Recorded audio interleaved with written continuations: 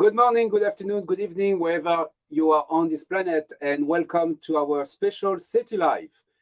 Today we have a special SETI Live because instead of 30 minutes, it's going to be a 2-hour live where we are going to simulate a first contact, simulate the transmission and the reception of a signal.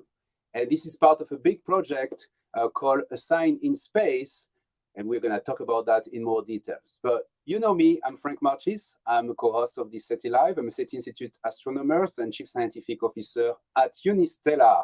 And nearby me, we have Kat. Hello, Kat. How are you? Hello, I'm doing well. I'm going to be your other co-host for the live stream today. So my name is Victoria Catlett. I go by Kat. I am a software engineer at the Green Bank Observatory. And I've been working here for about a year, and my primary responsibilities at Green Bank are maintenance of the telescope control systems and making a new data reduction pipeline. And I'm excited to be here today to talk about Daniela's project. Daniela's been an artist in residence here for several months, and it's great to see this all come to fruition. Okay. So first of all, I want to make sure that from everybody that you can hear Kat well, because in my case, it got disconnected multiple times. So can I have a thumb up from Daniela? Can you hear Victoria well? Yes, I can. Okay, so that's coming from, the problem is coming from me then. Okay, so so before starting, I just would like to mention that I'm located here in San Francisco, and I'm going to co-host this event. So the SETI Institute is one of the partners of this project. We are a non-profit organization located in Mountain View, California, and we have approximately 100 scientists who are looking for life, any type of life in our universe. We have a group working at the Allen Telescope Array. We are going to go there and show you the Allen Telescope Array and the team. And we have also multiple scientists working in the field of astrobiology. Astrobiology is basically the study of life elsewhere, any type of life on Mars, on Enceladus, and also on exoplanets. As you know, we have multiple exoplanets being discovered, and we expect to find life on one of those in the future.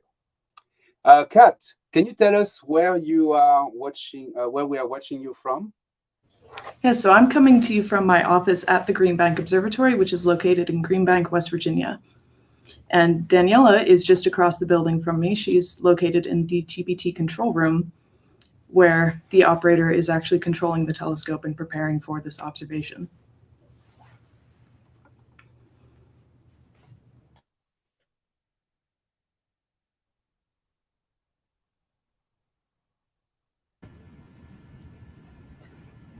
Okay, I got disconnected again.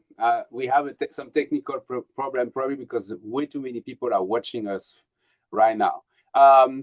Victoria, apparently you seem to have a better internet connection. Can you tell us, can you introduce Daniela while I'm trying to fix this? Thank you. Sure thing. So Daniela de Paulis is an interdisciplinary artist who has done several performance art pieces over the years involving an intersection of astronomy and culture. And today today is the culmination of her latest project called A Sign in Space, which she has been working on for approximately 4 years. And she has been at the Green Bank Observatory for the past several months over the course of the last year, making this event happen. So, Daniela? Hi, Frank. Hi, Kat. It's so wonderful to be here, and hi to everyone watching from around the world. It's actually great to know there are people connected from all over the places, and so a warm welcome to everybody. And I'm very honored we are able to launch this global project, this global theater performance, where we will be receiving a simulated extraterrestrial message that took 2 years to compose, together with a team of extraordinary researchers. And after this, we will open the decoding process. But I will tell more about this later.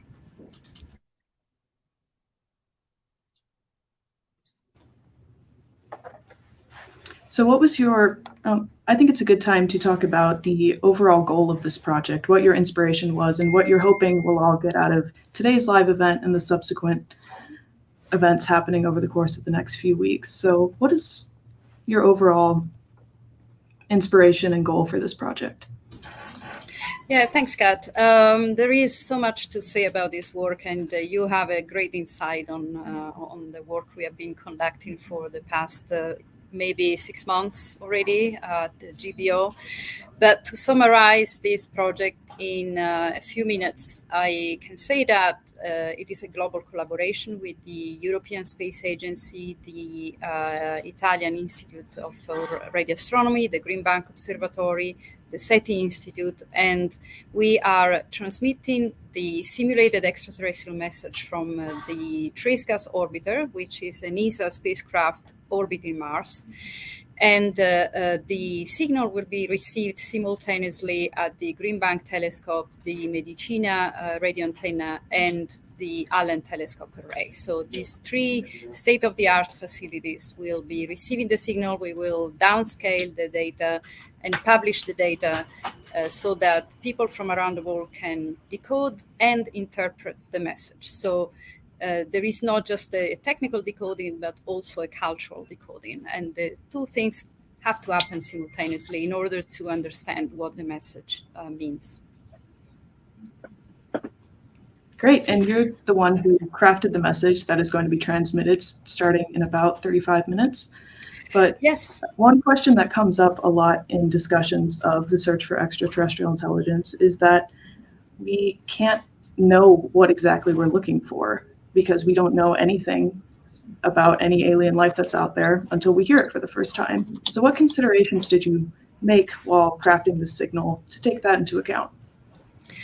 We were actually a group of researchers working on the signal. So we've been working for almost 2 years. So the first group I created included an interdisciplinary team with anthropologists, sociologists, artists.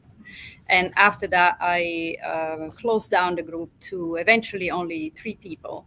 So it's myself, Giacomo Miceli, who is an artist and computer scientist, and Roy Smits, who is a Dutch astronomer. And besides these 3 people who know the full content of the message, there are other few people who contributed. Daniela Esteves, who I'm pleased to see later during this live event, is the radio engineer who really had a crucial role in coordinating the various facilities and in translating the message we created into something that could be uploaded on the TGO. And also other researchers, Kurt Robinson, an astrobiologist, and poet Gregory Betts, and also anthropologist Catherine Denning, and the list goes on and on. It's probably 20 people in total. So I'm back. I'm sorry. I had to disappear for a while to restart. Apparently, this computer decided to not to work properly today. I got some questions from people asking, how did you get the idea of this project? What happened? How did you get this project, and how did you put it in place, and when did you start that? This goes back to 2019. So I was thinking about a project that we could upload on a satellite. So I have a friend in Italy who back then was launching a startup for launching small satellite CubeSats into space. Is an entrepreneur, independent entrepreneur, and he suggested, Daniela, why don't you think of a project that we could include in our next launch? And that is where I created this idea of having a simulated extraterrestrial message that would be transmitted towards Earth and decoded and interpreted by the public. However, the project evolved pretty quickly. So unfortunately, this collaboration didn't happen at the end, but I was able to work with the Orbit, which is quite a large carrier, satellite carrier in Italy. They conducted the very first test for this project in July 2020. We transmitted the Arecibo message from one of their satellites that is orbiting at 500 kilometer altitude. So they transmitted the Arecibo message, and that was received by the Medicina Radio Observatory. And then from there, we kept growing the network. It kept involving more and more collaborators and facilities.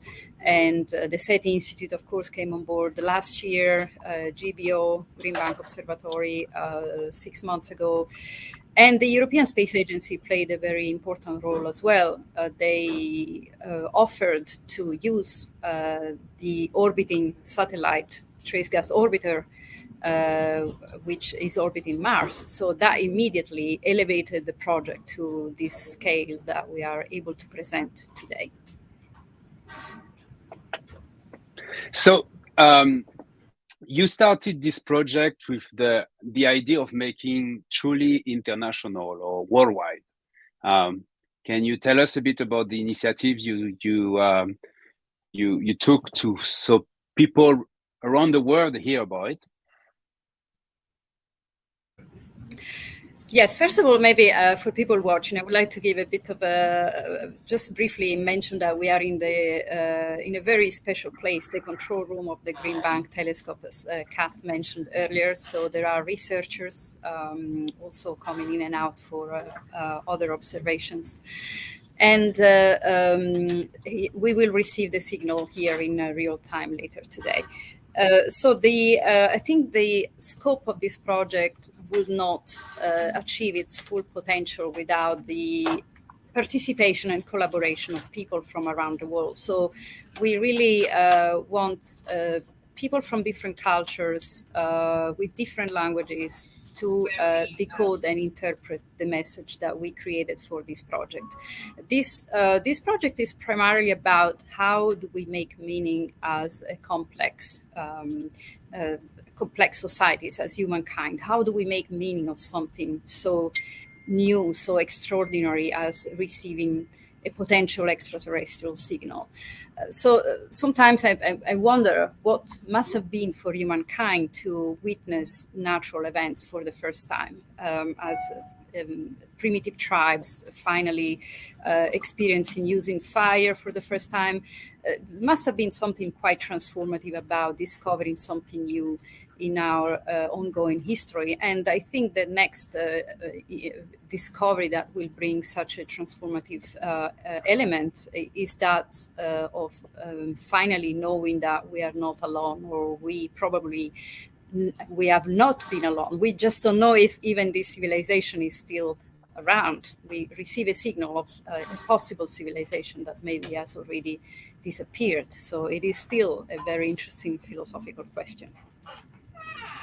Fantastic. Thank you for that explanation. So in 29 minutes now, the Trace Gas Orbiter is going to start transmitting your message, and we'll receive it on Earth 16 minutes after that. And the timeline for today is that over the course of the next hour and a half, we'll be hearing from other collaborators on this project. We'll start receiving the data and go to the different control rooms to show the receipt of the data, and finally have a few more conversations with other collaborators. And then after that, the data will be released to the public to decode. So my question for you is, why do you want to involve the public in the decoding process? You design the message, you know what it means. So why not just tell us? Because we created a message that is actually open to interpretation, and it is, imagine abstract art. So as an artist, you make an abstract painting, and you attribute a meaning to this painting. Often not even a fixed meaning. As an artist, sometimes it's difficult to know even yourself what the meaning of your work might be. It is always fluctuating. But even more so if other people start interpreting something abstract, I think it will be even more diverse. We might get very different types of interpretations, and that will change also over time. Over the years, there might be different interpretations of this message. So will you ever tell us what you intended the message to be, or is part of the art not ever revealing that? I guess it would be great to share the insights, of course, of the work in progress and what my artistic lead was and what for me this message means. But I suspect that if you ask the same question to the other two people who contributed the most to the composition of this message, they would probably have a different understanding of it or a different interpretation of it. Okay, I still have a technical issue, so we are going to go to the next segment. Thank you very much, Daniela. You are going to come back often during this SETI Live. We're going to hear more about this project and your ideas. Let me introduce the next person to discuss with us. We have, and I'm have to reopen all my windows. So Steve, I'm going to make up your bio. We have Steve Croft. Hi, Steve. How are you? Good. How are you, Franck?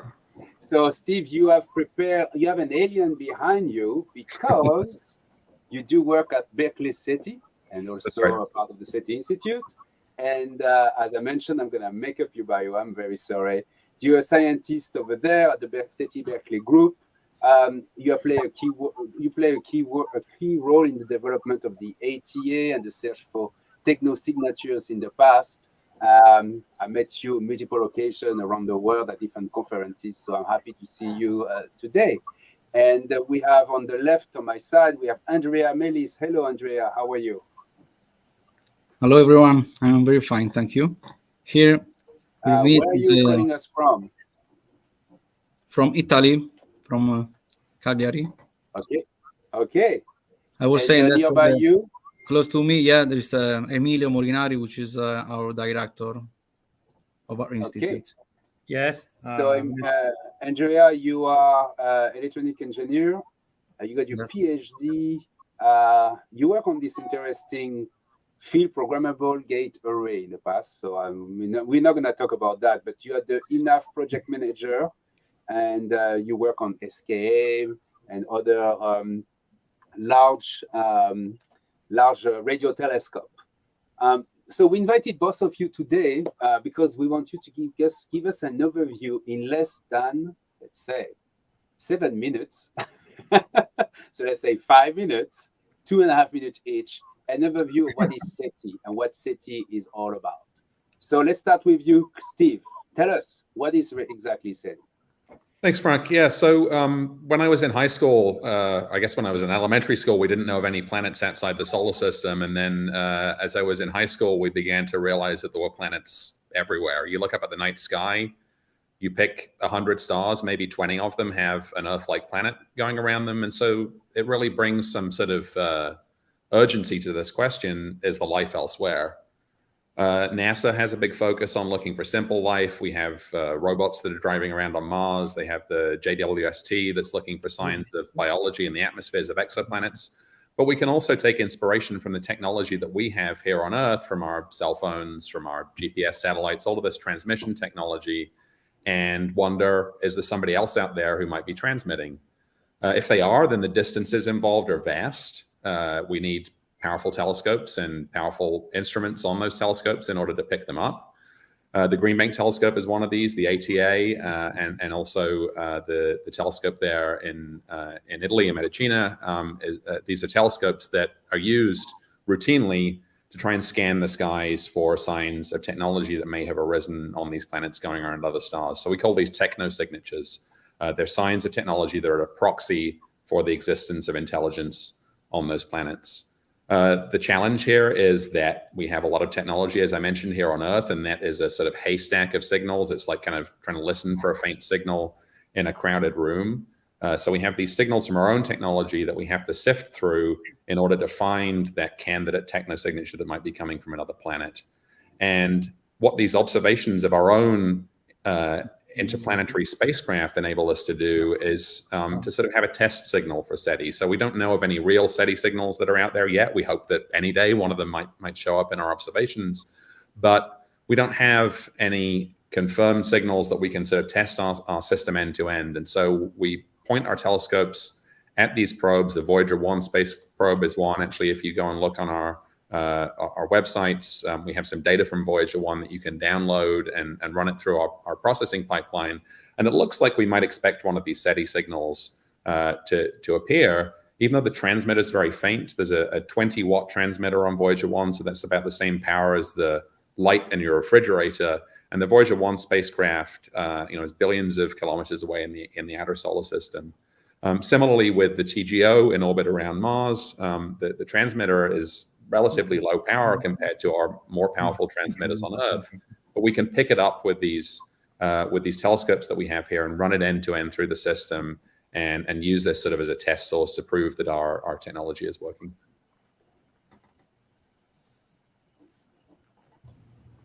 Thank you, Steve.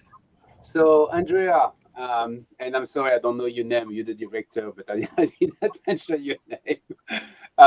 So what kind of SETI do we do where you are located right now?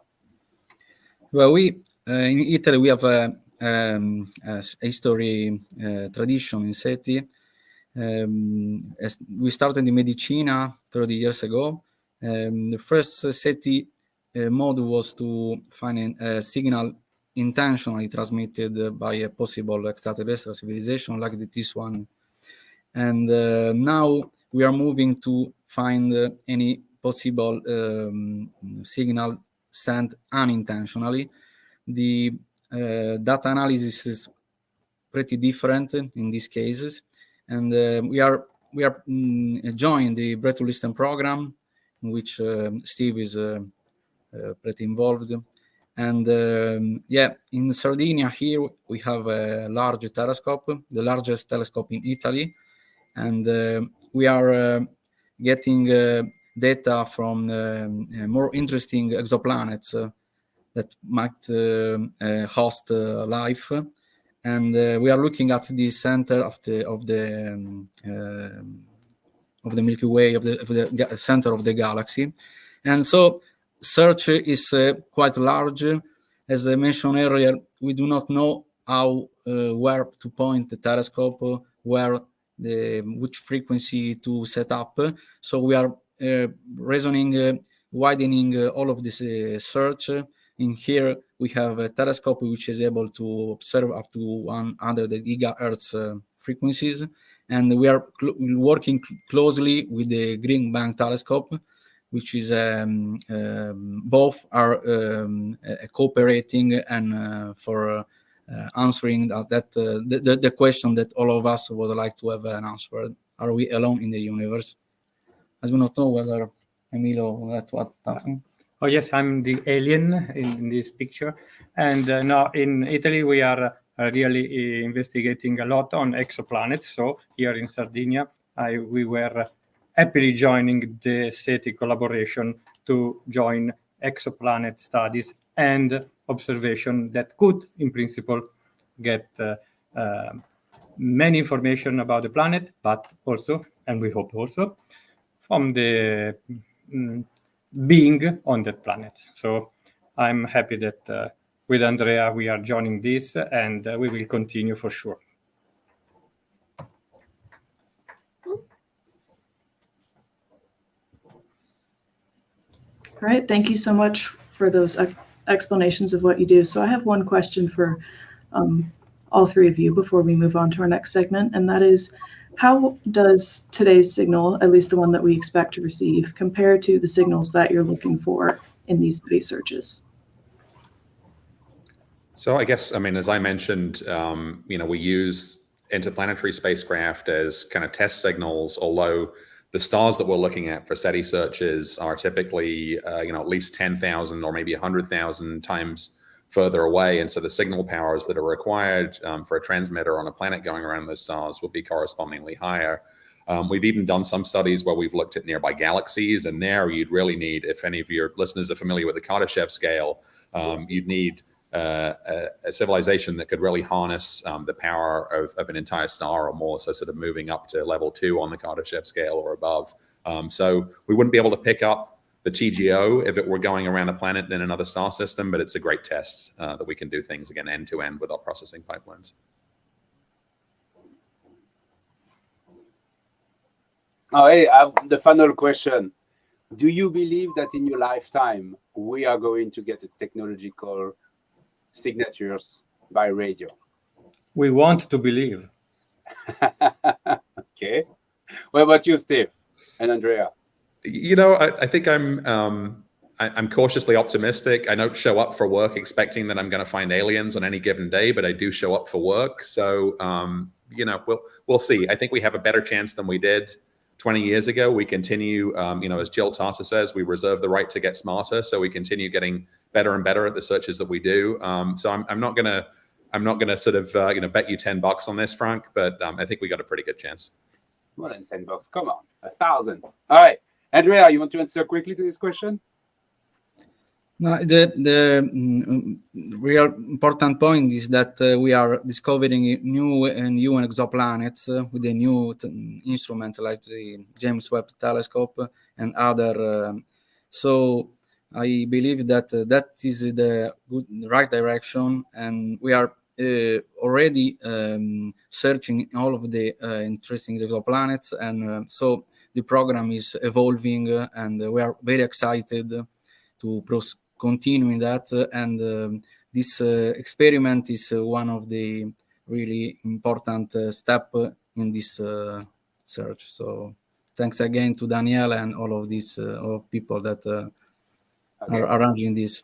Yes, very interesting, this experiment. We were from the beginning, and we are looking forward to the end.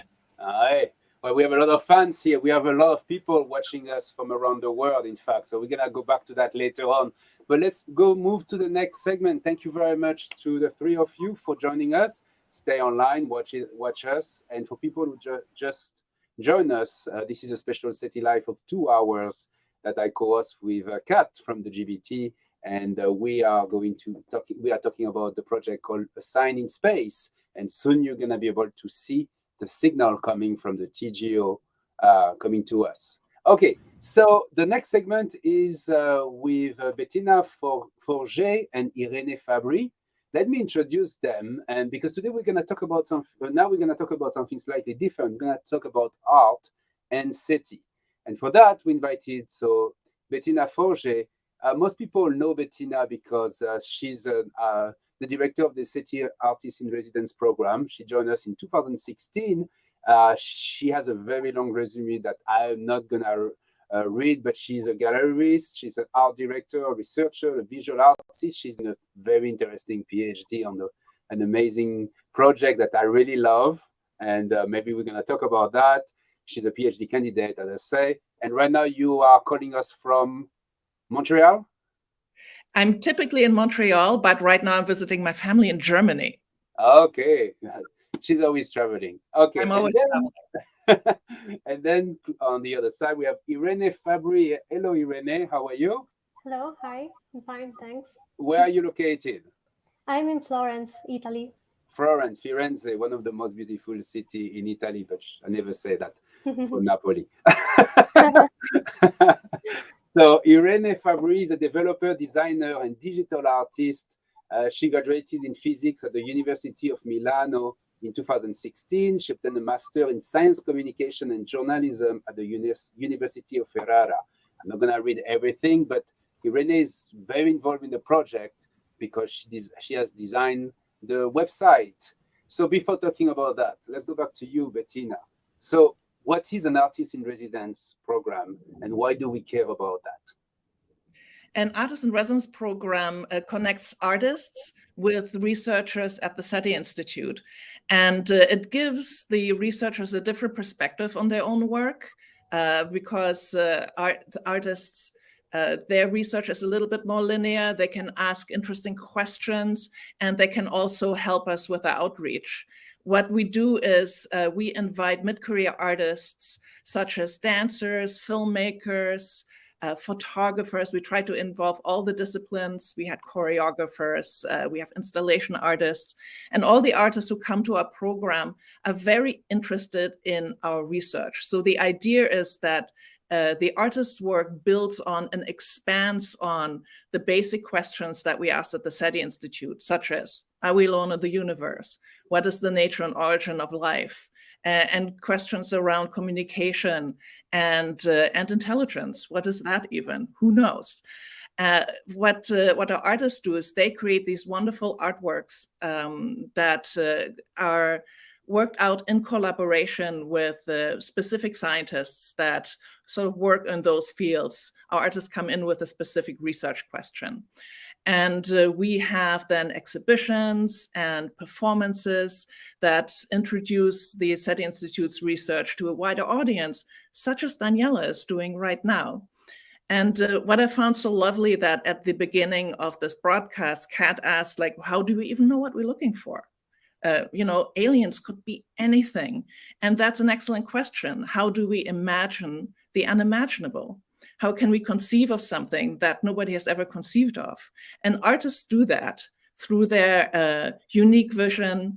They can sort of go a little bit beyond where scientists have to kind of stay on their lane and are more linear thinker and have to stick to the scientific method. Our artists can come in and go like, have you thought of this? And help our researchers to see their own work in a completely new and different way. And I've had that research, that feedback from our scientists, and that they're really delighted to have artists come in, and also the artworks that sometimes come out. It's just lovely to see your science become an artwork, and then also get feedback from the general public.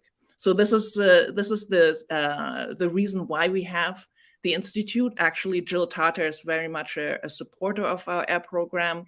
If anyone is more interested about our AIR program, they should go to our website, seti.org/AIR, and check out our artists that we have with us right now. We have 9 artists in many different disciplines and many different countries. So we have artists from all over the US, but also from Dubai, from Mexico, and all over Europe. Also one in Germany, not me. And so we get lots of different perspectives on that question, are we alone? Because it can't just be one demographic and one voice. We want to have as many voices from all over the world as possible. Okay. Kat, go ahead. Okay, so I'm going to take this one over then, Kat. Irene, you... can you tell us how you have been involved in the Science in Space? Yeah, as you said, I am a developer and a digital artist, and I also have a bachelor in physics, and I am communicator of science. So my job with the University of Ferrara allow me to know Claudia Mignone. And Claudia Mignone is a close friend of Daniela, and Claudia is also a member of the outreach team of this project. So Daniela was looking for someone to develop her website, and Claudia introduced me. So we met this way, and I have to thank both Claudia and Daniela for being there tonight for this project. Thank you. So Bettina, you, in your case, what's your involvement in the project, the Science in Space? So normally what I do is I facilitate that conversation between artists and scientists. So artists will come in and they say, I'm really interested in astrobiology. Can you connect me with somebody who maybe works on, ice? Or I'm very interested in SETI. I want to do sound visualization. So when Daniela came in, of course, she already mentioned she'd been working on this project already for 4 years.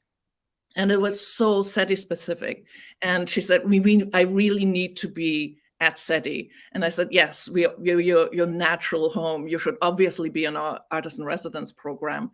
So what I did is like connecting her with the people at the ATA. Also, our staff have been absolutely phenomenal. Our education and outreach team are involved, as well as Rebecca, who is heading communication and marketing. That's a very heavy lift because we are talking to the entire world in this.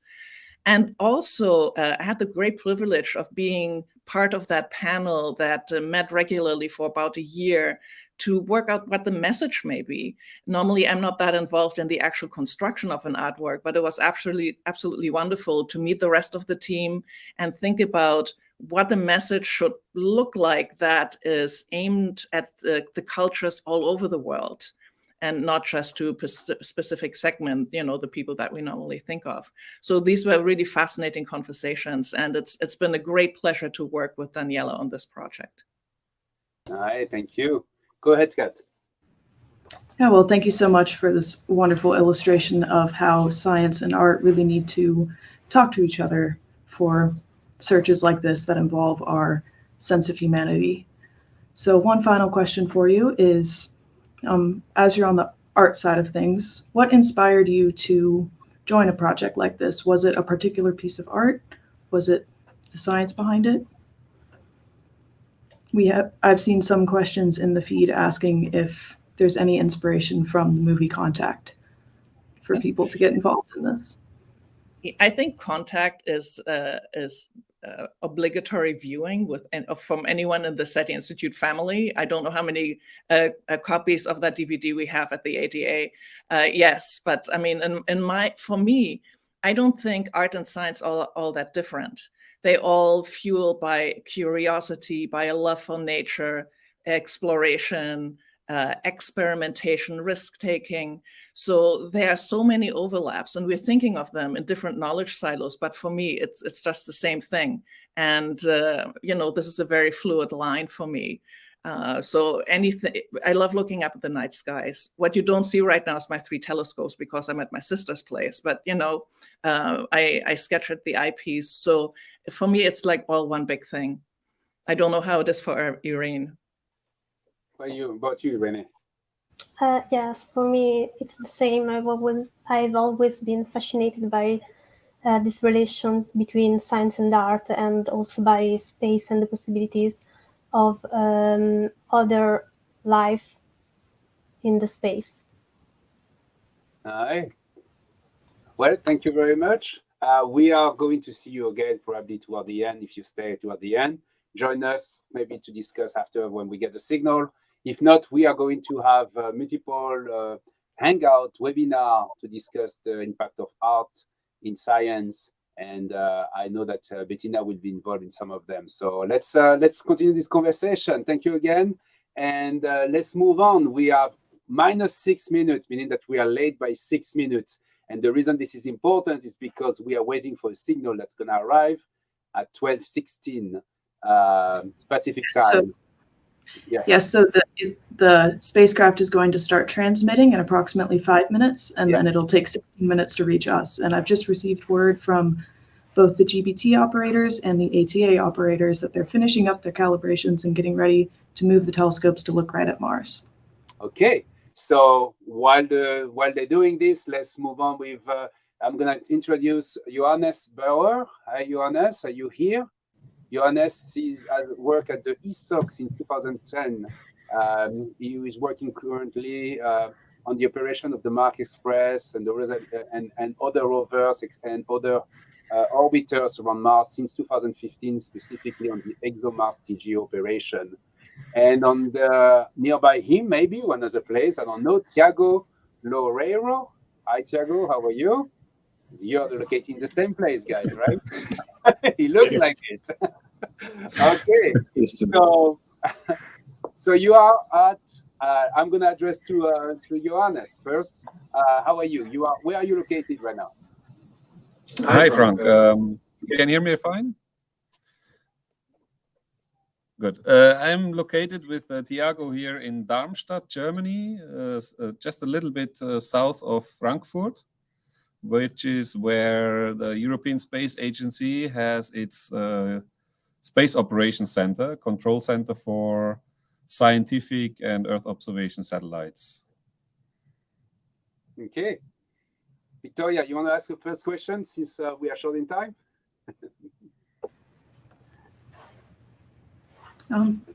For sure. So what sort of telemetry do you receive from the TGO to know that it's getting ready to send the signal? Have there been any sort of have you been receiving any sort of final checks, or will it just be it arrives when it arrives? Indeed, we have done some checks, but they have already been a few days in the past because we have been preparing for this transmission already basically about 2 weeks ago when we transmitted the message to a memory on board. Our standard procedure for loading any kind of data to the spacecraft is to immediately retransmit it to Earth and then check that it's actually correct, that there is no mistake. So we have actually already transmitted the message once, just a little bit faster. And then we put commands on board. We have a timeline on board that allows us to schedule commands which are executing any kind of operations we have planned. And one of those commands is to execute a command file that contains all the 1,800 commands that are transmitting the assign in space message to Earth. And this command will execute exactly at 1900 UTC on board of the spacecraft. As you mentioned earlier, we have right now a 16-minute propagation delay because Mars is about 290 million kilometers or 1.9 astronomical units away from Earth. That means that the signal has such a long traveling time that even if it transmits the signal right about now, I think it's 2059 local, so it's almost time for the spacecraft to transmit the signal. Okay, let me introduce Tiago. I don't think I introduced you, Tiago. Tiago, you also work at ESA. You're an employee at ESA Darmstadt in Germany since 2004. So you joined the organization quite a long time ago, and so you have worked on multiple missions on Mars, future mission as well, rovers. You manage the trace gas orbiter mission, which is the one used to launch to transmit the signal to us since 2016. One question I have is maybe you can answer, I don't know if you can answer for the entire organization, but why ESA has been involved in this project? What's the interest of ESA in this project? Well, the interest of ESA is to basically foster the discussion and the interest of young and curious minds in space. So we were approached by the SETI Institute with the idea of implementing this project, and so we looked into it. We got all the necessary authorizations and etc., and it made sense. It matches with the ESA values of fostering the interest in space and in new technologies and getting the interested people in problem solving. And also, you know, our spacecraft are looking for the case of TGO trace gas orbiters, which can be indication of possible life on Mars, biologic signals, or whether this is, on the contrary, geologic activity. Our Mars rover will look for signs of life. And so what happens if then intelligent life comes towards? So there are interesting questions. So the ESA role here was to enable this art performance with the team. So that was, in a nutshell, how we came to it. All right. So the signal should be coming towards us now. We should be about 2 minutes into the signal transmission. So 16 light minutes is a lot longer of a distance for a signal to travel than things we transmit on Earth. So are there any considerations for signal loss? How do you make sure that anything in between us and Mars doesn't cause the data to get corrupted? So considerations for signal loss, well, not really. So one of the things is that the spacecraft was configured anyhow to be in contact with the ground station. At the moment, the spacecraft is actually sending signals to the ground station, which we are using to measure the distance to Mars. So of course we need that to get the perfect knowledge of the orbit. So the spacecraft is configured for communications. So this is the daily business of the TGO. The TGO is doing its routine mission. We didn't change anything on the activities, and the message on the telemetry stream is just a tiny add-on to what we are doing. So it is, we're operating the TGO as we always are, and so there is no reason to believe, apart from, I don't know, bad weather at the telescopes or something like that, but there is no reason to believe that the signal will not come in one piece to us. Makes sense. Thank you so much. Okay. We are going to probably get some news from you in a few soon. So there is no way for you to confirm that the signal has been sent. You don't have an access in real time on the computer of the spacecraft. No, Everything absolutely not. Okay. Even if we would have any confirmation, it also would only arrive in 16 minutes, right? So we do not have any cheat or any trick to know what the spacecraft is doing earlier. You don't have quantum entanglement communication that allow us to know before even the light come to us. Okay, because we have questions like this. That's why I'm asking. We don't have maybe to catch up with Kat's question, in general, when we downlink any signals from TGO, we make sure that we get everything and we don't lose anything by having a sort of completeness check, and we retransmit everything that we lost. So the loss safety here is by just recording things on board and retransmitting what we lost. Okay. Thank you. I even have programmed a retransmission of the message if we lose it. All right. Thank you very much to both of you for your time and for the participation in this project. We may see each other later or another show. We are going now to move to the place where those signals are going to be received, and let's have Stefania and Wael on the screen, if that's possible. Here we are. Hello. Okay, so I'm supposed to introduce everybody, but as usual, Kat is going to represent the Green Bank Observatory, so I don't need to introduce her. Stefania, I would like to introduce you. She works at the Italian National Institute for Astrophysics as a technologist. She deals with science communication, education, astrophysics in particular, with a special attention on equity and access to culture. Okay, she's a public engagement officer at the Institute of Radio Astronomy. This is such a cool job, by the way. I'm just stating that. And Wael, we don't need to introduce Wael, but I'm going to do it because Wael, as you know, Wael works at the SETI Institute because he has a T-shirt. Show the T-shirt, Wael, please. Yeah, SETI Institute T-shirt. Okay.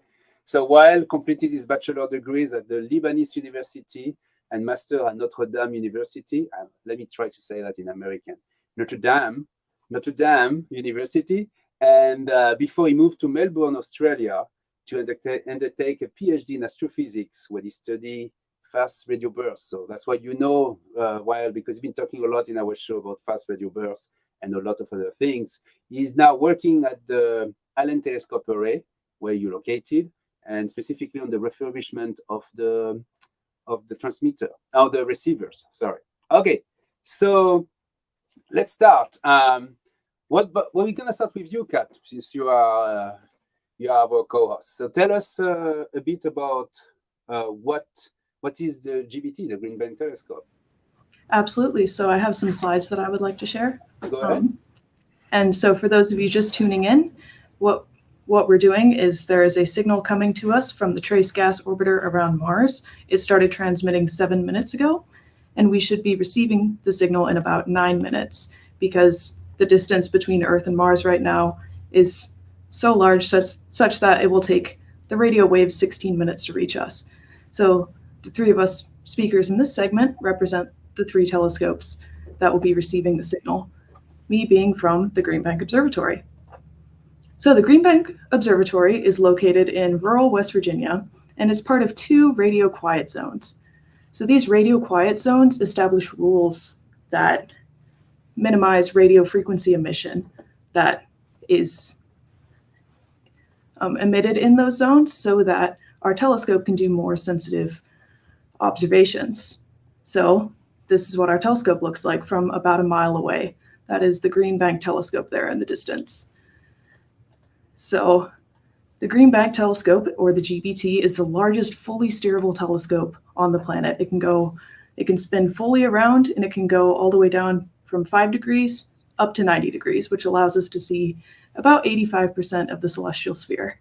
And this thing is massive. It is 17 million pounds and 485 feet tall. And I've put the Statue of Liberty there for reference, which is only 305 feet tall, to give you a sense of scale.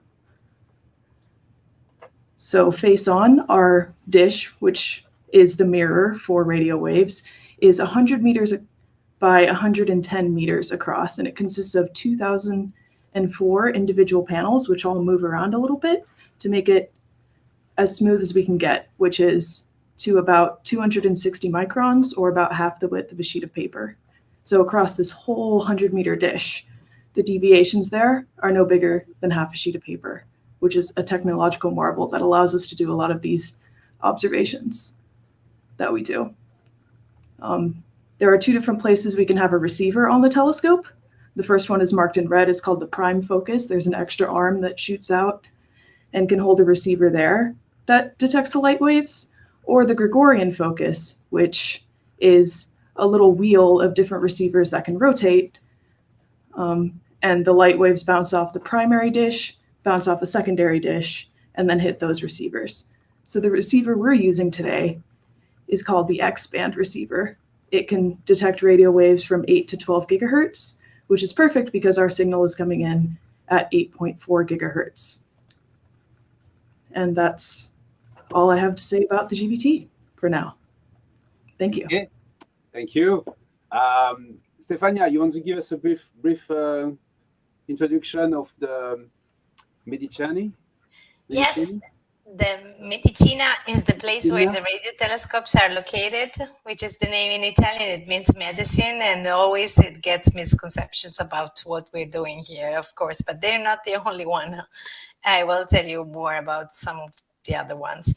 I put this virtual background. I see I'm the only one, but see that the kitchen of my house is a little worse than this. And then I can show you what the radio telescopes of the Medicina Radio Observatory are. Here on this side, it's possible to see on this side, there's the Northern Cross telescope. It's all behind me, actually, which is the first Italian radio telescope that was built back in 1964 and was the Italian way to enter the brand new branch of research that was radio astronomy, that was born a few decades before. And here on the other side, you can see the antenna, the 32 meters. It's a little, it's not that big as the Green Bank telescope, but it's our single dish antenna, which is right now being dedicated to Gabriel Gruev, that is a colleague of ours that has worked a lot for its design and construction and implementation. And that's going to be the one that is going to receive the signal as soon as it arrives. What I'm telling you is that these 2 telescopes are both nodes of international networks for observation, such as the European Very Long Baseline Interferometry Network, and also they work as single instruments, as a single dish. In the case of the dish, of course, that it's also researching objects of the solar system and extragalactic radio sources, such as the first radio burst that you already mentioned, which is also a project in which the Northern Cross is involved. And the Northern Cross is also dedicated to the monitoring of space debris around the Earth.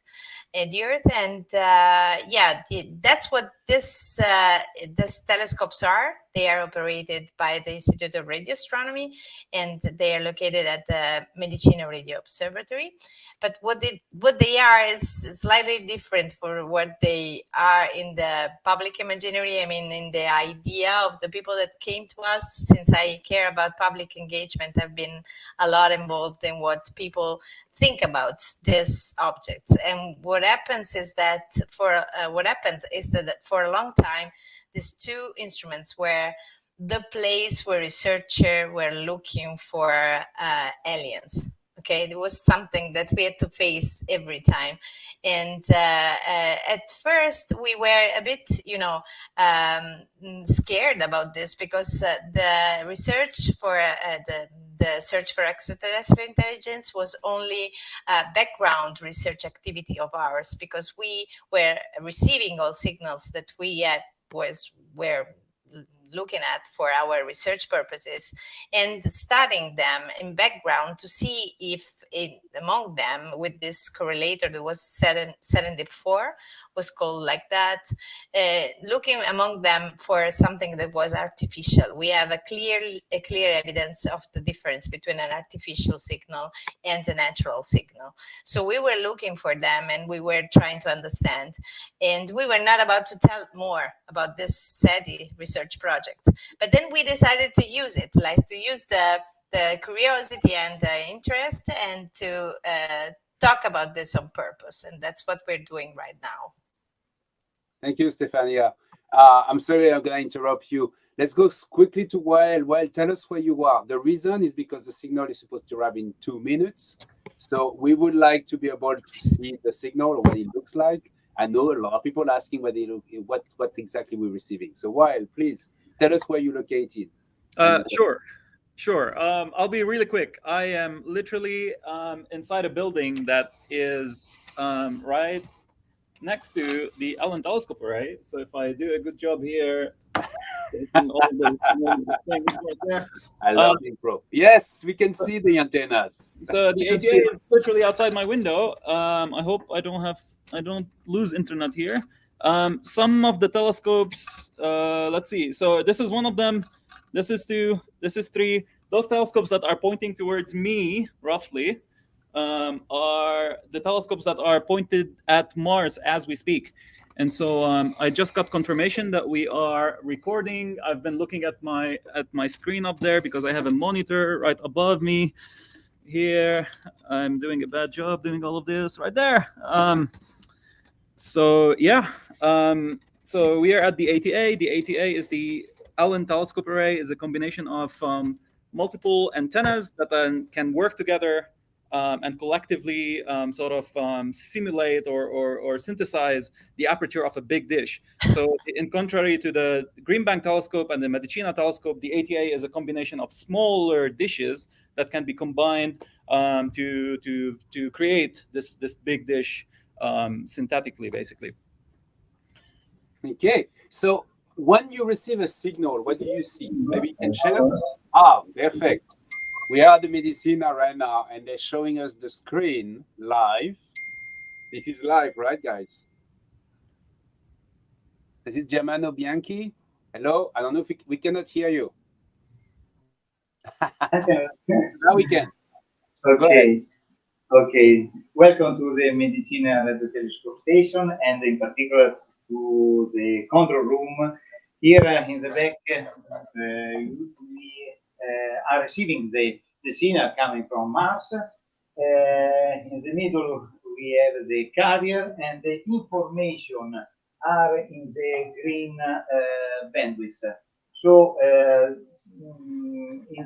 to better understand how you see the vertical axis we have the time, and in the horizontal line we have the frequency.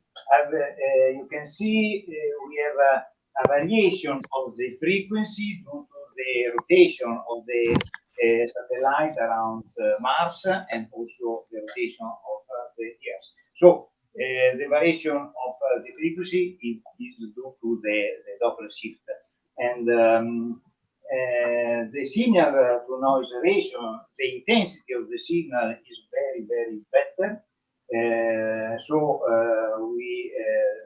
Our system is working well, and also is very, very important for us this test, because for the first time we involve all the community, and we can also share our data to the community to discover the information contained in this frequency band. So, what's the power of this signal? Is that something extremely intense that other facilities will detect? The power, we measure the power in dB. So at the moment we have 1,000 power respect to the noise level. Okay. About 30 dB but is a very, very strong signal. We have a parabolic dish of 32 meters, so we use this antenna for astrophysics purpose. So it's a very, very sensitive antenna, and also in this case we can have a very, very strong signal in our cities. Okay. And just we see the signal online, but also we are recorded the data, and after the transmission, after the end of the signal, the end of the transmission, we can share data to the city community. Yeah, we're gonna go back to this, or how we're gonna share the data later on. So at the moment, the Medicina telescope is recording the data. Well, do you have the observation as well? Thank you, Germano. I'm going to introduce you later on. We're gonna go back to you. Oh, it's back to me. We do, yes. I can share my screen. Let's see. This is not as nice as what was shown on let's see, the previous screen. So I have to do some digging around. Uh-oh. Do you want us to go to the GBT while you're preparing this? Yes. Yeah. Hi, Kat. What's going on at the GBT at the moment? I just get a message from Larry. Maybe you can explain this. Yeah, so how about we invite Larry Morgan up? So Larry Morgan is a scientist at the Green Bank Observatory who's actually in the control room right now helping with these observations. And I have some slides I can share.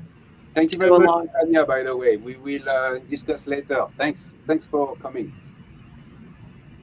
Larry, go ahead. Hi, yeah, so I'm here in the control room. It's my job here at the Green Bank Telescope to commission the X-band receiver, which is still a new instrument that we've upgraded recently, and we're currently still in the commissioning phase. So part of my job here is to make sure that it's working correctly, and hence my presence in the control room. The signal is received by the telescope, and the photons go into the receiver between 8 and 12 gigahertz is where that receiver operates, and then are passed along to the breakthrough listen backend, which is what we're using to see the signal right now. And if Kat, if you could show the slide of what we normally see from the breakthrough listen backend. Yes, absolutely. So our screen sharing permissions in the GBT control room are such that he can't directly share a screen, but I've put screenshots on these slides. So just let me know what you'd like to show. Yeah, that one's great. Thank you. So this is what we would normally see using this receiver, using the breakthrough backend. We see 4 pass bands there in different colors, each one showing a different frequency range that breakthrough listener using to monitor for technosignatures. And I just sent Kat a screenshot of what this looks like now, which is a bit rough. I didn't get a chance to edit that, but you can see that spike in the purple frequency range there. That is our carrier signal containing the message coming from TGO right now. So we are here, everything looks optimal. We are just continuing to receive the data and processing it as it comes in. Of course, until we do some preliminary analysis and on that signal, we won't be able to decode the message or decrypt the message, but we can confirm that we're seeing it loud and clear. Okay. While you're ready, you can show us what you see at the ATA. In the meantime, Larry, stay, please. I'm going to have some questions for you. Thanks. Sure thing. I can actually show the real system right now, the control system of the ATA. And okay, let's see. I haven't tried to do this.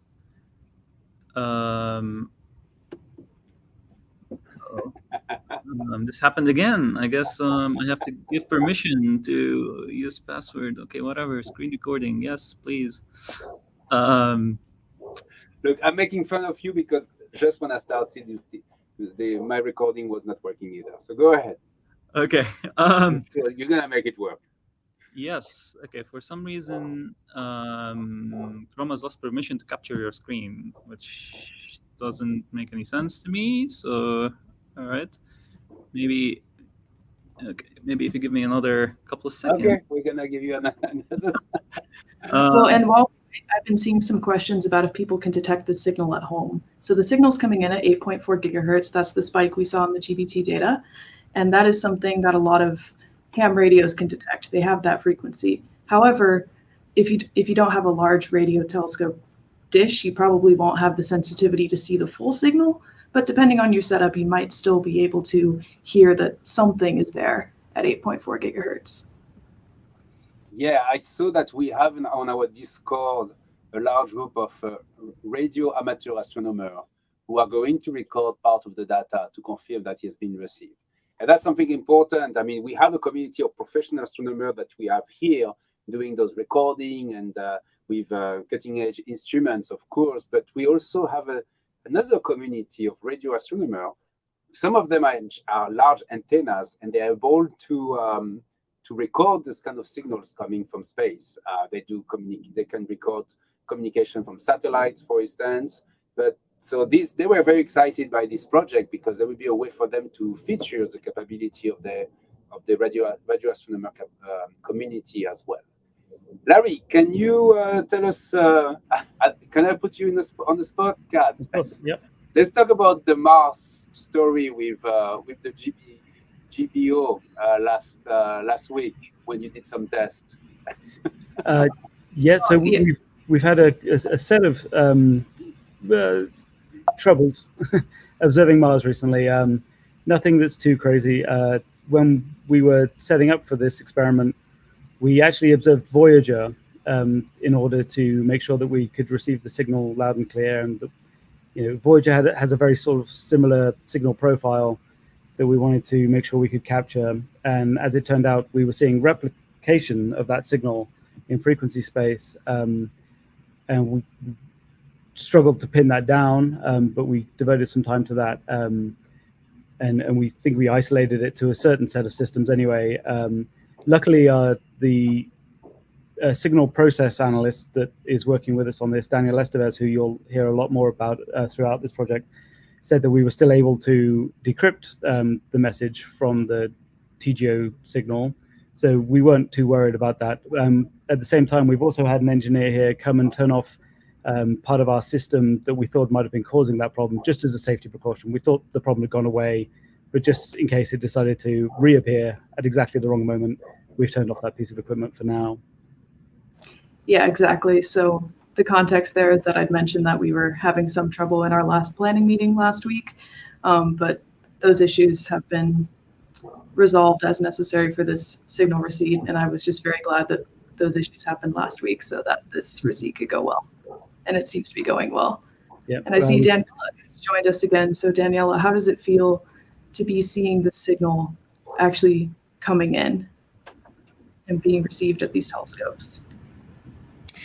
It's very real, makes it very real. Of course, I've been part of all tests. This is not the first time we received a signal from TGO, but this is the real message. For the previous tests, we used random images and test message, but this one is really the one that we created for the project. And just thinking that the radio waves are traveling from Mars at the speed of light, and this makes it very tangible, and the fact that these radio waves are about to hit the telescopes, I think it's wonderful. Or they're actually already hitting the telescope. Sorry.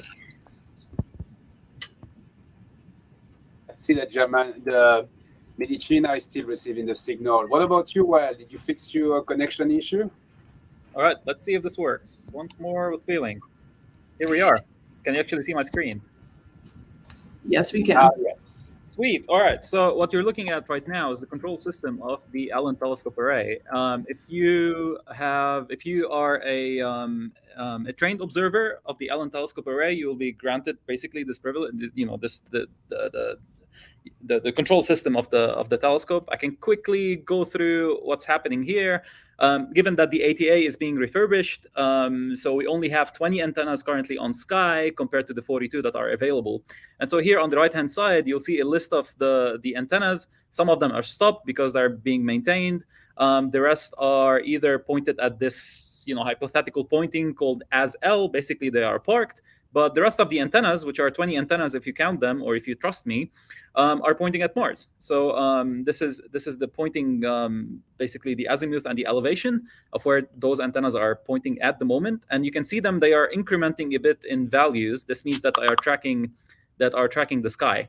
The second thing is at what tuning we're tuned the frequency. So radio telescopes basically operate just like your car radios, right?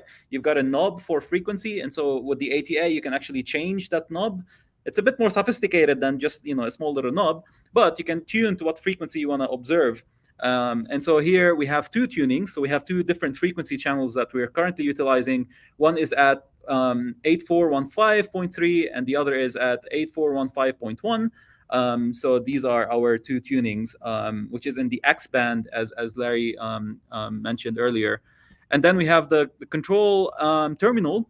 It's basically, this is what is doing the observation as we speak right now. This is telling me that we're recording for 2400 seconds. If I go to another workspace, I can actually see that the signal is being recorded right now. I'm only using a couple of computers because I don't need the entire cluster. The cluster, by the way, is somewhere behind me here. We don't need all the computers to do this work. We only need a couple of them just because it's a really confined signal in frequency, so we don't have to record all of the bandwidth that we have. And so here you can see that, oh yeah, we're recording, we don't have any packet drops. This is great. If I scroll down here, you can see it. This is a progress bar. So we're currently halfway through the observation. And then if I go here and try to actually plot some of the observation that I just recorded, and I'm assuming later on people would know these commands. So here I'm saying I want to plot the data between 8408 megahertz and 8412 megahertz of the last file that I just recorded. Actually, I'm lying a bit because this is recorded a few minutes ago. When I hit enter, it might take a couple of minutes to plot, but then if I plot, this is exactly what we're seeing. So the same thing that we saw with the Medicina telescope, we have a few artifacts with the ATA. It basically looks, there's a bit of a, it's bumpy a bit, the spectrum, but this is exactly what we're seeing. We're detecting the signal at 8410 megahertz. We have the two sidebands and the carrier. So we're in business. And I should figure out how to stop sharing. Oh, there we go. All right.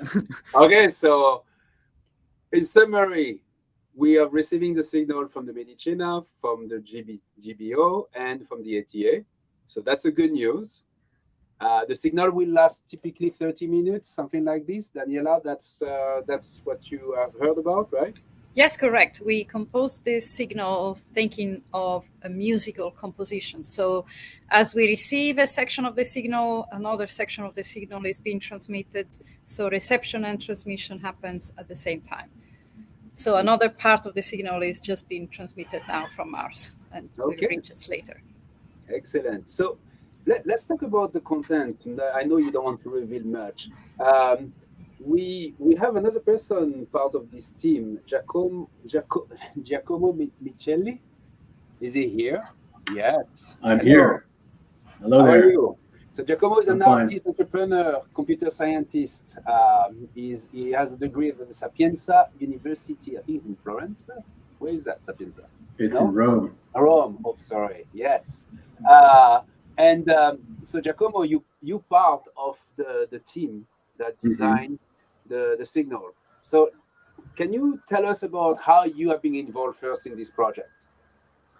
Yeah, I think that my involvement was primarily one of throwing ideas to Daniela and Daniela sort of adjusting the aim every time because we've really been exploring a lot of different ideas and thoughts. And I wish I could go deeper into them, but I don't want to give any hint accidentally. So I'd rather stay mum about the details of how the message was structured and how we thought about this.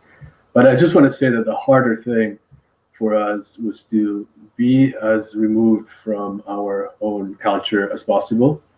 It was impossible to actually do that, but we tried. Okay. And so you work with Daniela in the past, or that was your first collaboration? This is our first collaboration, and Daniela, I take the opportunity to say publicly that it was a great honor, and I had a lot of fun so far. Okay. So we're not going to say anything about the signal, because that's the point, is that we want this community of people watching us and others to find that themselves.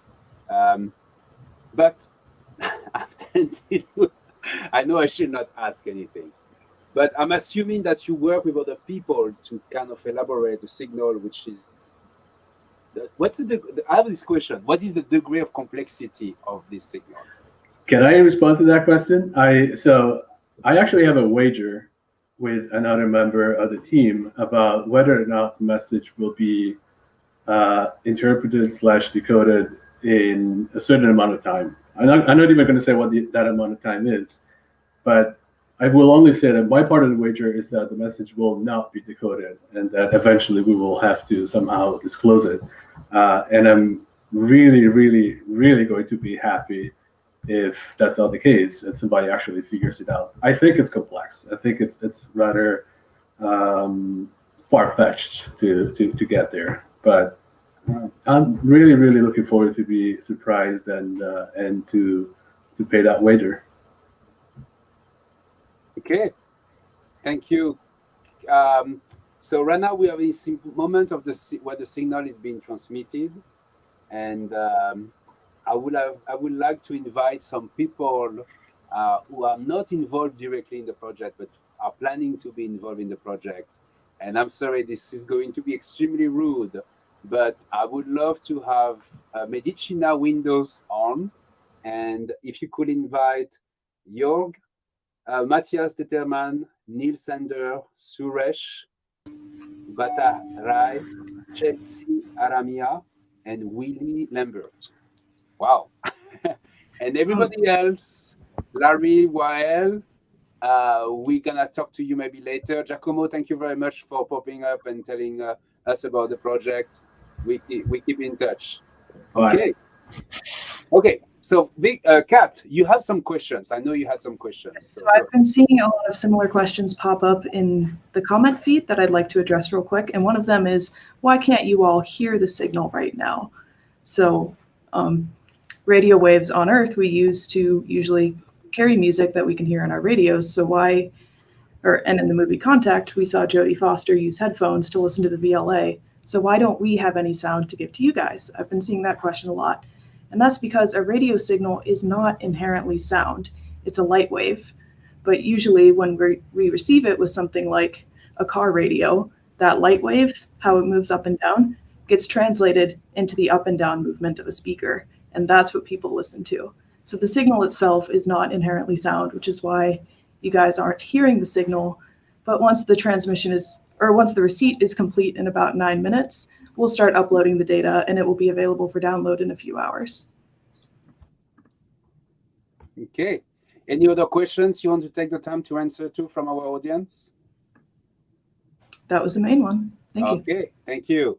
Okay, we have here people who are not directly involved, as I mentioned, on the project, but are planning to be involved in it. So I'm gonna name you, and you're gonna introduce yourself and tell us quickly what's your involvement. Let's start with you, Willie. It's the first time we see each other, finally. Hi. Hi, can you all hear me? Yes. Oh, wonderful. So, hi everyone, nice to meet you. My name is Willie Lempert. I'm an assistant professor of anthropology at Bowdoin College in Brunswick, Maine. And my work on outer space is at the intersection of cultural anthropology, critical native studies, and SETI. I've conducted years of ethnographic fieldwork in Northwestern Australia with Indigenous media organizations.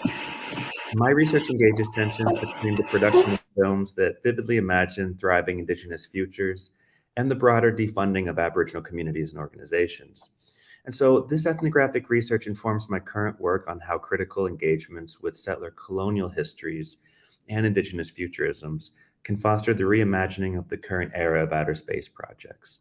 I draw on Indigenous futurist scholarship and media and consider the ongoing projects of colonization as they extend beyond Earth, often drawing upon historical analogies.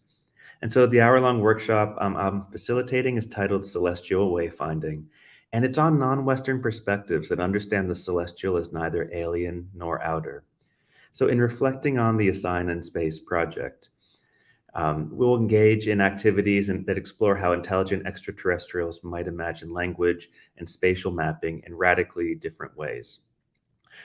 This workshop is grounded within anthropologically informed aspects of Polynesian wayfinding, nomadic spatial orientation, and how language itself structures what can be communicated. And throughout, these discussions are related to examples from science fiction stories that bring speculative possibilities of SETI to life. So I hope to see some of you there. It's this Friday from noon to 1 East Coast US time, which is also 9 a.m. California time and 5 p.m. London time. Nice to see you all. I'm thrilled to be engaged with you all in this wonderful project. Thank you. Chelsea. Oh, Chelsea is now here. Neil, you want to talk a bit about, we have 2 minutes to talk about your involvement. Yeah, hi there, everybody. So I'm Neil. I'm an amateur astronomer based in Darlington in the northeast of England. And I'm very pleased to be representing two organisations this evening. First of all, Astronomers Without Borders. I'm their UK National Coordinator. And Astronomers Without Borders is a global organisation that utilises astronomy as a means of bringing people together, to broaden people's perspectives through numerous projects. And, you know, this Assign in Space is just a brilliant project to be involved with. I'm also a member of Go Stargazing. This is a group of amateur and professional astronomers based in the UK, all of whom have a common interest in sharing our passion and our enthusiasm for the night sky with members of the public. So, you know, me, myself, I'm not an academic in any way. I'm somewhat humbled, actually, to be part of a show with so many amazing guests and skilled and experienced astronomers.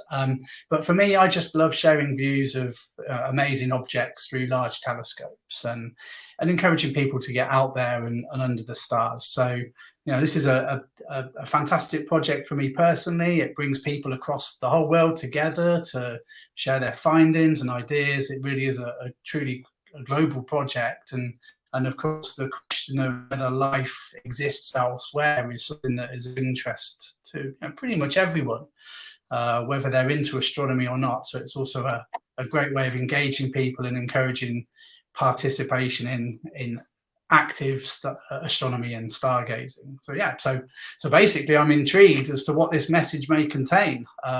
Really looking forward to getting at the data and seeing what it might consist of.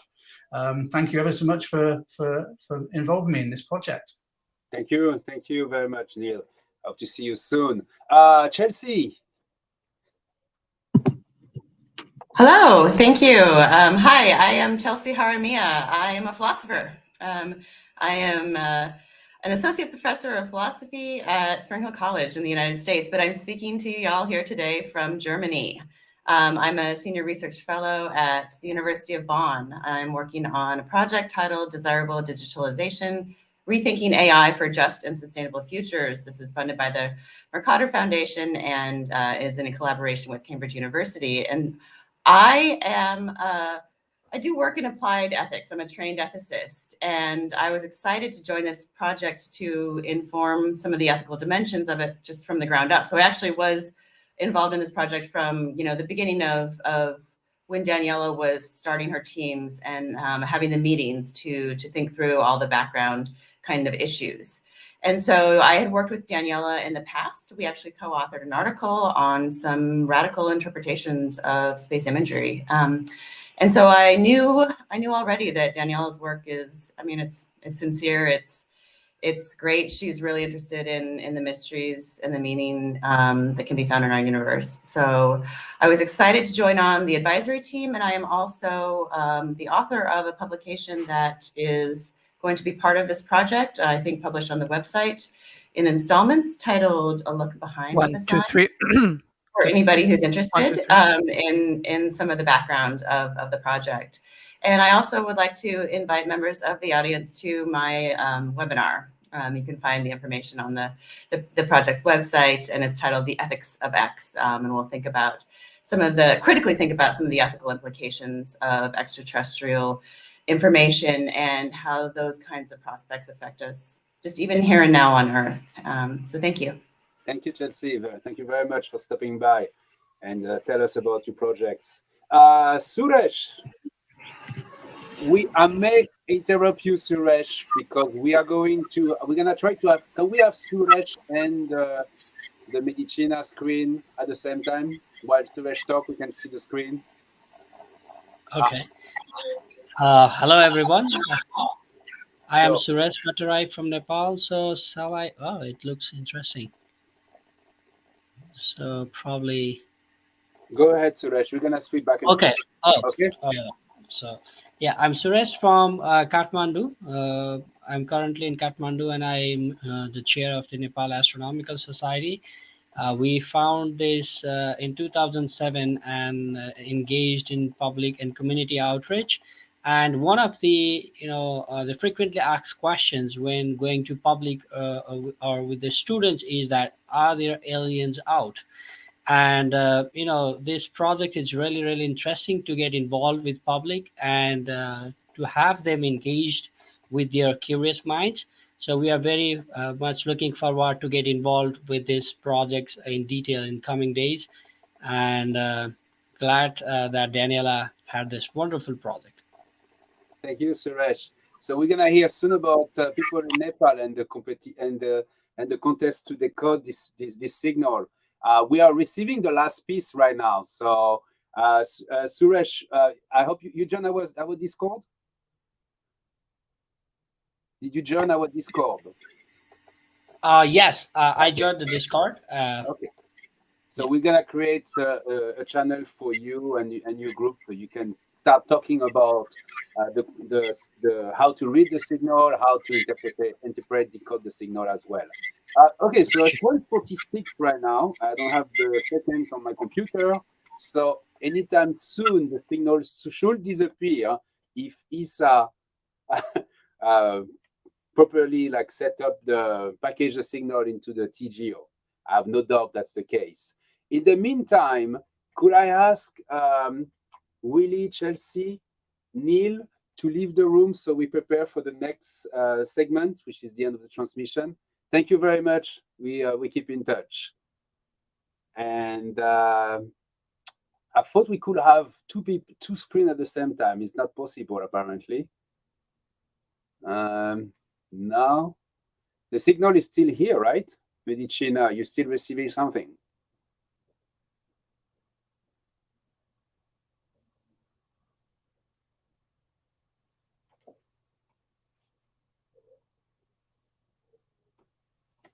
No?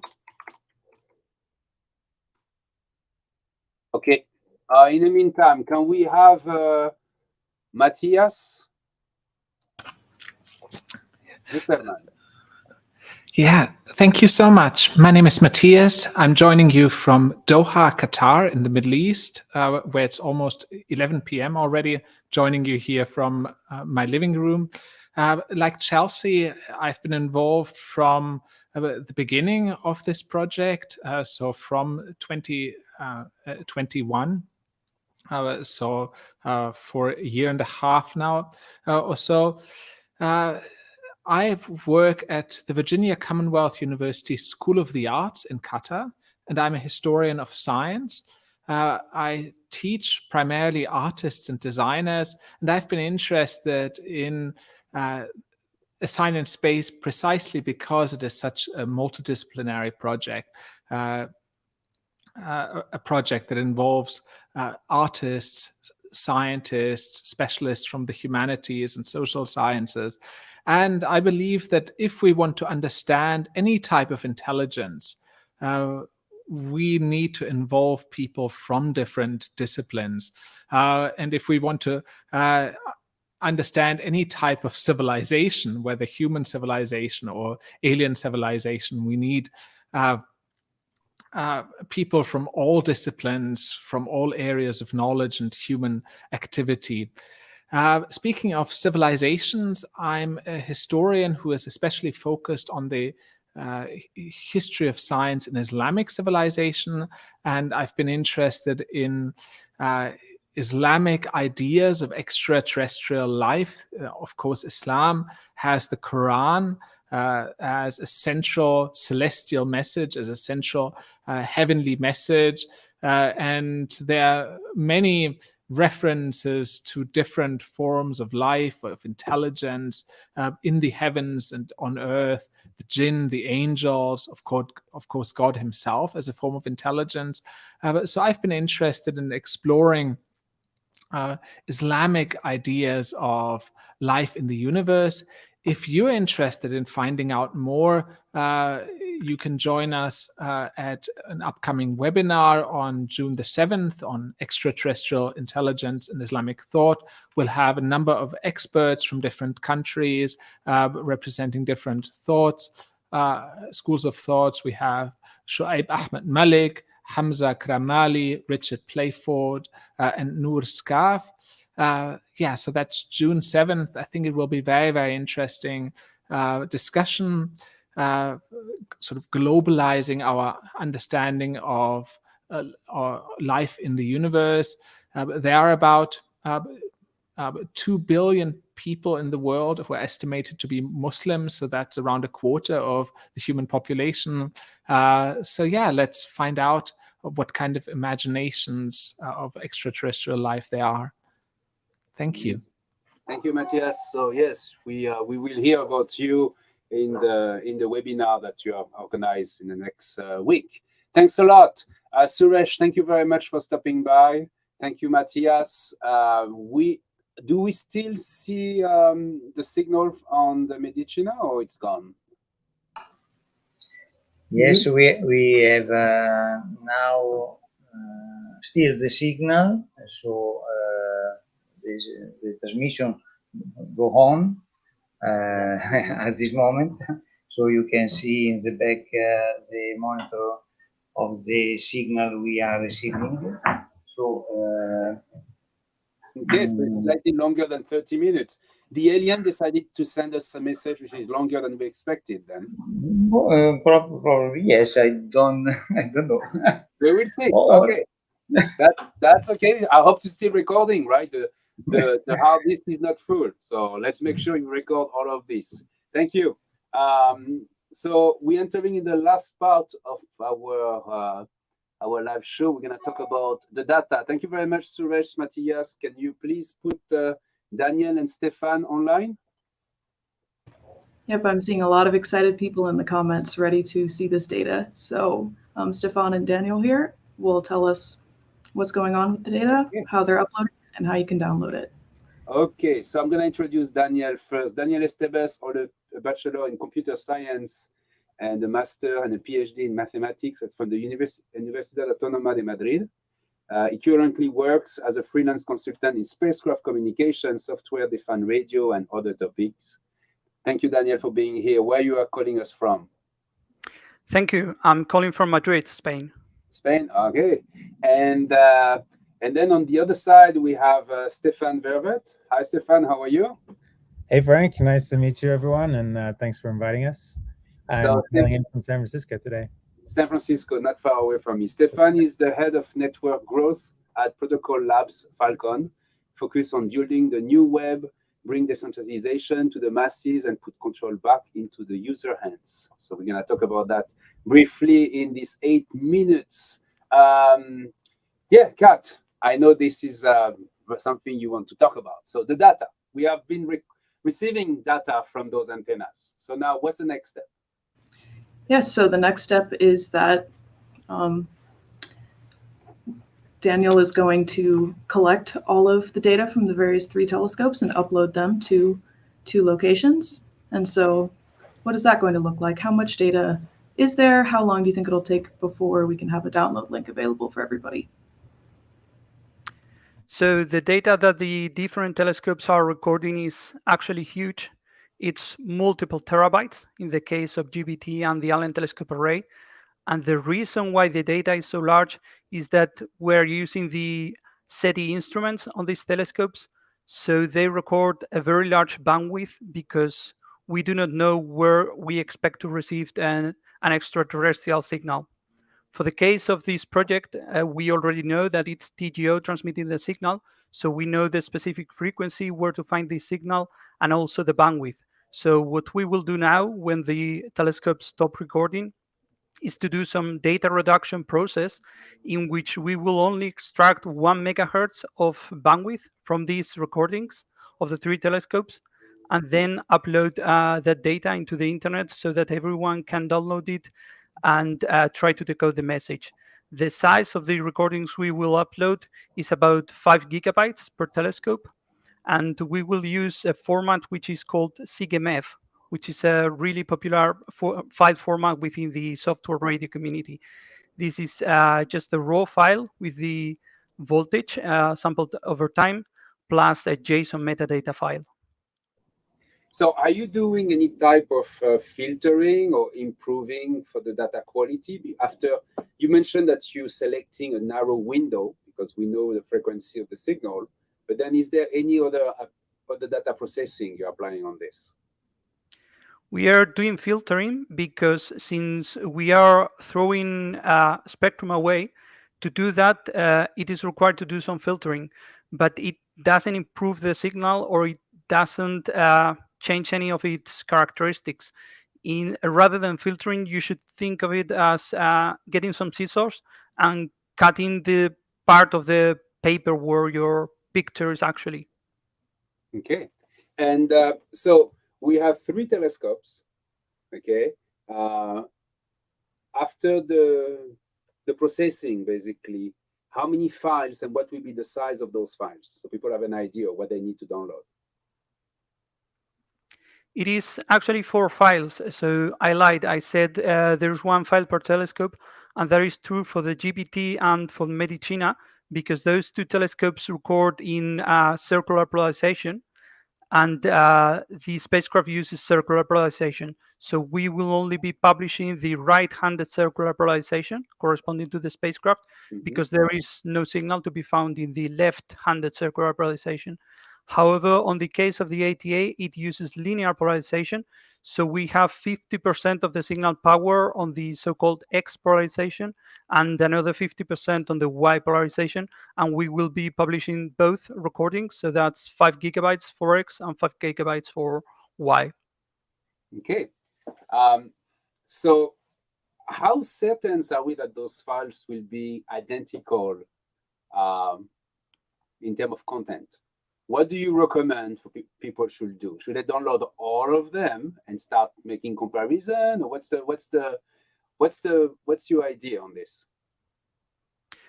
Probably the easiest file to work with will be the Green Bank Telescope 1, because GBT is the largest telescope of all 3.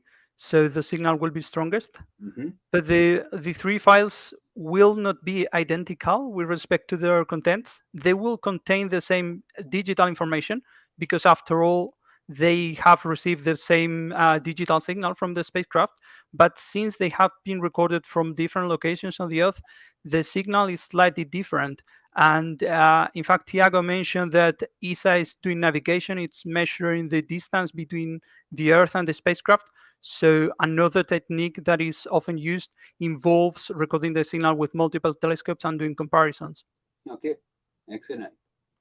Okay, so we're gonna have files. Okay, you are going to be the one doing the data processing. So what are you going to do with those files when you are ready? When the files are ready, and this will probably take at least a few hours, I will try to do it as fast as possible because I know people want to get their hands on the files. They will get uploaded to a website which is called the Breakthrough Listen Open Data Archive, where there are multiple recordings. In fact, Steve mentioned some Voyager 1 recordings. They are also in that archive. And we will share the URLs to those files. That's a regular website where people can download the files. And they will also be published in Filecoin. So I will let Stefan explain that. Yeah. Stefan, can you explain to us a little bit what is Filecoin and how the people will be able to access to those files using the platform? Yeah. So in a nutshell, Filecoin is a decentralized network that's built on cryptographic hashing technology that enables peer-to-peer transactions. And it's essentially a community-built cloud, you could say, right? That's built by, right now, more than 3,500 systems out there across 44 different countries that have built together on an open source stack, in this case, Filecoin, and a decentralized network that allows for a platform or an ecosystem of providers that are willing to host the data and users that can store data on the network. There's a couple of important differentiations that stand out here that we want to call out that are so unique, definitely to a research community. One is that the way we address data today is through this unique hash. It's a global, imagine that you have a global unique key that represents how data back into this global network. And so it allows you to sort of get rid of IP addresses, host names. It's location independent, which means that as long as you have that hash, you can access that data from anywhere in the world. So as researchers today are gonna do their analysis on this signal that's stored on Filecoin, they can pull that information back from anywhere in the world through what we call our IPFS gateways. And IPFS stands for Interplanetary File System, which has been widely adopted in the research community and also in Web3 in general. And second, the data that is stored on the Filecoin network, because it's actually a network of community members contributing together to build this immense network, all that data that is stored on the network is immutable. So the signal that is going to get stored in Filecoin and archived on Filecoin is immutable, which means that you can be insured, you're insured that the data is not changed.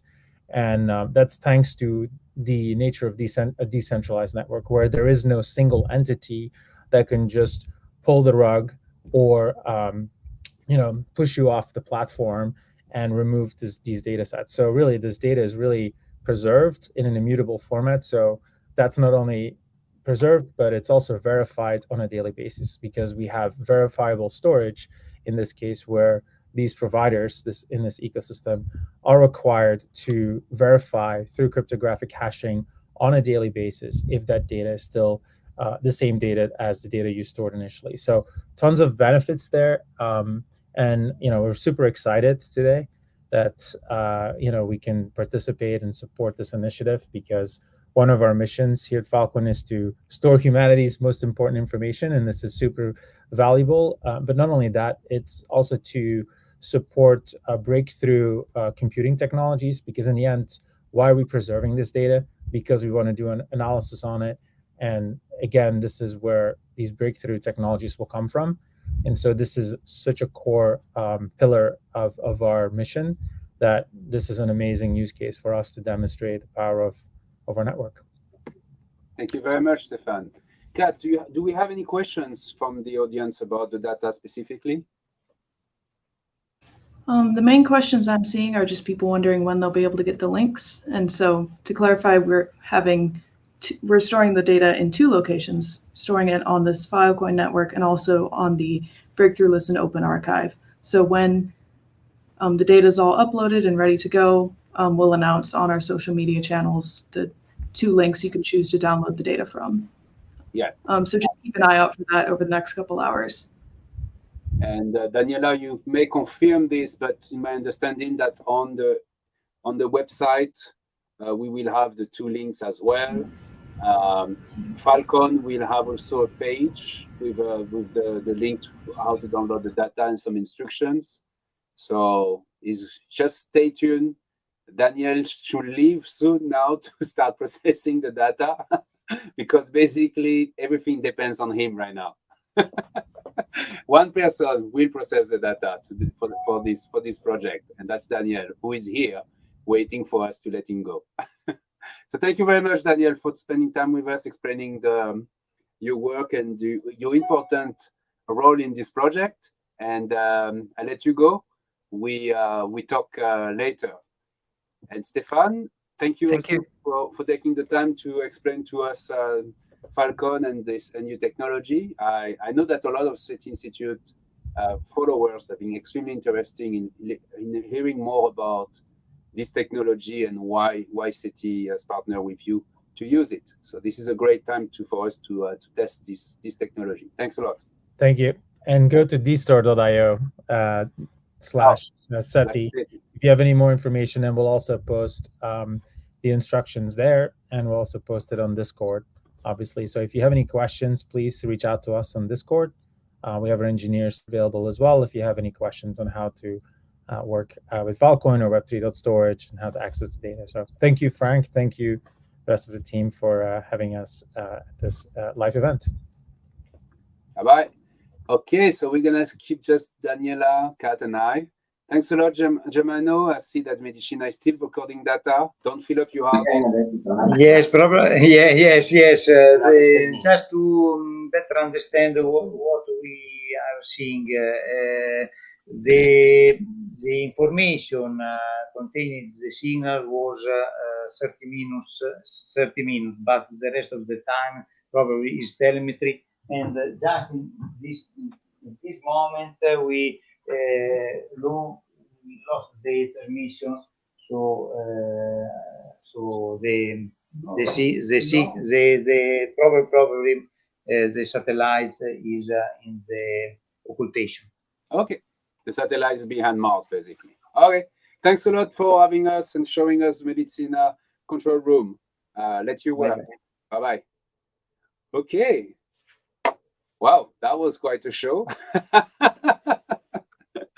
Okay, so Daniela, what's next? What's the next step? Well, just linking to what Germano just said, while working on this project, we had to also think of cosmic time, not only terrestrial time. So we had a very specific window that we have to follow, which is the distance between Mars and the Earth. So we couldn't push this project to another time of 2023 because Mars is moving further from Earth as we speak. It would have become too far away from us to actually present this project. So, and we would have had to wait another 2 years. So we really had these constraints. Final remarks. So first of all, I think I'm I'm pleased that this show highlighted some of the key collaborators of this project. There are people without whom we wouldn't have been able to present this event today. There are also many other people who have are contributing in other ways, and I hope we'll be able to feature them in other events. We are planning more events as the decoding process evolves, so please check the program on the project's website. And also we will upload the links where people can download the data on the project's website. And as we receive submissions in the decoding and interpretation process, we will highlight the relevant ones on all our public platforms, the website, Discord, social media, etc. So anyone will be able to follow the decoding and the interpretation process. And hopefully at the end of this project, we'll be able to publish a book. Like all major projects, I think we will need to really crystallize this decoding and interpretation process in some kind of publication, an interdisciplinary publication together with artists, poets, etc. And maybe a traveling exhibition. I've been talking already with some artists about organizing something of this kind that might travel around the world to bring to everyone the results of this global interpretation and decoding process. Thank you. So just remind the website for people so they know where to look for information. It's asignin.space. That's where everybody should go to and bookmark it, because that's where you're going to get most of the information about future activity related to this project, where to find the data. And also, you should join our Discord. We also have a Reddit, Kat, is that correct? We also have what? A Reddit? Yes. I did make a subreddit to post things like the press release, but that's not meant to be a primary source of communication, rather just another place to post links to web pages. Okay. So one question I got from a journalist this morning, Daniela, is when do we expect to have the first solution? Well, as Giacomo said, this is a very difficult question to answer because, well, Giacomo actually has a. We were jokingly making a bet, so to speak, between the three of us. Some people, myself and Giacomo, think that we will have a final result within a month. And Roy Smith, who I want to say hi to, is the third simulated extraterrestrial person who greatly helped with the composition of the message. He thinks that we will not be able to get full decoding at any time. He believes there will always be some kind of tail left to decode. Well, we shall see then. Okay. Well, thanks again, Daniela. We keep in touch as usual. It was great being involved in this project. I remember this first email I got several months ago. I did not expect it to be such a big deal, but yeah, it's a big deal.